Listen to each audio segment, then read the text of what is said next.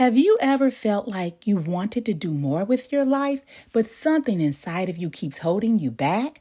Like every time you're about to step forward, fear steps in first. Let me talk to you for a minute, just friend to friend, because fear has a way of making you feel stuck, even when God has already called you forward. Let me tell you about a woman. We'll call her Tonya. She loved God. She believed in him. She prayed. She went to church, but fear had a hold on her life. And the thing is, it didn't start with her. Tonya grew up in a home where her parents loved her deeply, but they were afraid of everything. When she was little, she wanted to learn how to swim, but her parents wouldn't let her near the pool. They were afraid she might drown. She wanted to go on a camping trip with her best friend's family, but her parents said no. They were afraid something bad might happen. An accident, a wild animal attack, something they couldn't control. So every time Tonya wanted to try something new, fear was there first. And over time, that fear got inside of her. She started thinking, what if something goes wrong? What if I'm not safe? What if I can't handle it? And without even realizing it, fear became normal.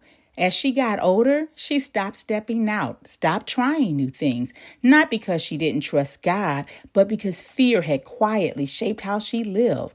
Even as an adult, Tonya felt it. Opportunities would come, and she would feel that small pull to move forward, but fear would speak louder. Her friends once invited her on a cruise, a chance to get away, try something new, to enjoy life. But fear immediately started whispering, what if something happens? What if the ship sinks? So she said no. Another time, a guy from church asked her to lunch. He was kind, respectful, and for a moment, she wanted to say yes. But fear whispered again, what if you get hurt? So once again, she said no.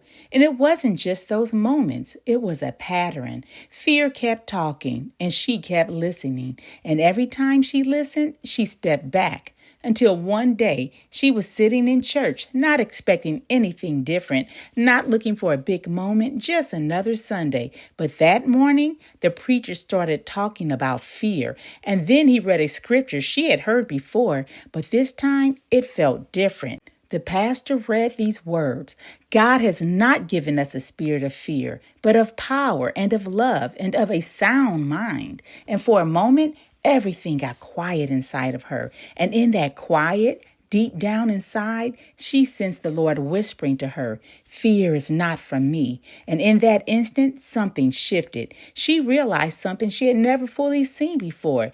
The fear she had listened to her whole life was never the voice of God. It was the voice of the enemy. And for the first time, she saw it clearly. She had been listening to the wrong voice. That's where everything started to change. Now, fear didn't just disappear overnight. It still showed up. It still whispered. It still tried to stop her. But after that moment, everything was different. Now, every time an opportunity came, every time she had a chance to do something new, she reminded herself, God has not given me a spirit of fear, but of power and of love and of a sound mind. And then she made herself do it anyway, afraid. When her friends invited her on that cruise again, fear showed up like before. What if something happens? What if you fall overboard? What if the ship sinks? But this time, she didn't say no. She reminded herself of the truth, took a deep breath, and she went. And when the same guy from church asked her to lunch again, fear whispered again, what if you get hurt? But this time, she didn't run from it. She reminded herself of what God said, and she said yes. And the little girl who was once afraid to get even near the water signed up for swim lessons. Her heart raced. She was nervous, but she showed up anyway. Step by step, lesson by lesson, she learned how to swim. And it wasn't just about the cruise or the lunch or the swimming. It was about something deeper. She was no longer letting fear decide her life. She was learning to trust God instead of the voice she had listened to for so long.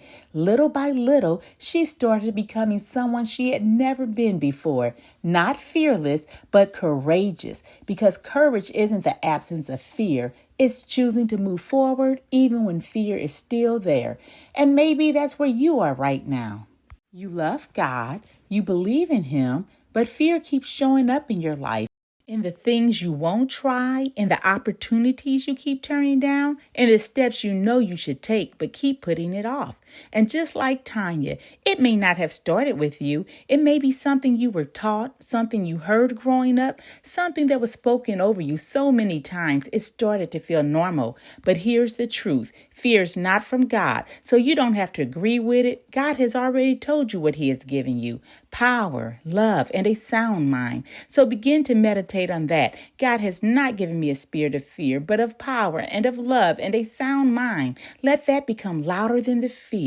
And then do it anyway. Afraid. Take the trip. Learn to swim. Make the phone call and say yes to the dates. Step into what God has been calling you toward, even if you have to do it afraid. Because as you keep choosing faith over fear, the chains of fear will begin to break little by little until one day you realize fear is no longer controlling your life and you're finally walking in who God called you to be. If you want to keep growing and healing and walking in truth, I invite you to subscribe and walk with us. And remember, there's always grace for the journey.